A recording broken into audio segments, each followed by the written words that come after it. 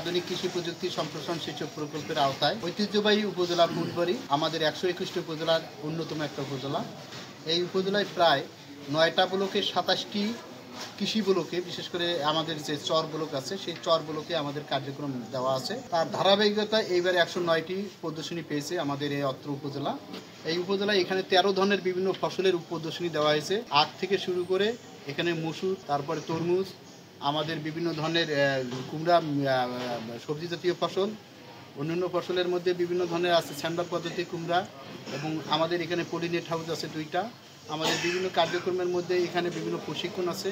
আমাদের বিভিন্ন ধরনের এখানে যে উদ্বুদ্ধকরণ যে কার্যক্রমগুলো আছে সেই কার্যক্রমগুলো নেওয়া হয়েছে।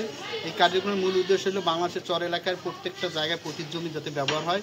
5% যদি শস্য নিবিড়তা বৃদ্ধি করে শস্য নিবিড়তা 140 থেকে 145 করা, খাদ্য নিরাপত্তা অবশ্যই স্বয়ংসম্পূর্ণ অর্জন করা, পুষ্টির চাহিদা লাঘব করা, এবং এই আমাদের প্রত্যন্ত ফুলবাড়ী উপজেলার যে বিভিন্ন যে চরগুলোকে এই যে আমাদের যে যারা দুস্থ এবং যারা বঞ্চিত আমাদের কৃষক ও কৃষাণী ভাই বোনেরা সকলের যে কার্যক্রমকে এগিয়ে নিয়ে আমরা এই এলাকার মানুষের যে চরের যে একটা নিরলসভাবে যে মানুষ যে কাজ করার যে প্রত্যয় ঘটেছে, এই ঘটনার মাধ্যমে যেন আমরা এই প্রকল্পের আওতায় নিয়ে এসে তাদের যেন সেই ভাগ্যর চাকা যেন অত্যন্ত উন্নয়ন ঘটে, এবং তারা যেন এই এলাকার মানুষের যে আর্থসামাজিক যে একটা অবহেলার জায়গায় আছে সেই জায়গা থেকে যাতে উত্তরণ হতে পারে সেটার জন্য এই প্রকল্প কাজ করছে।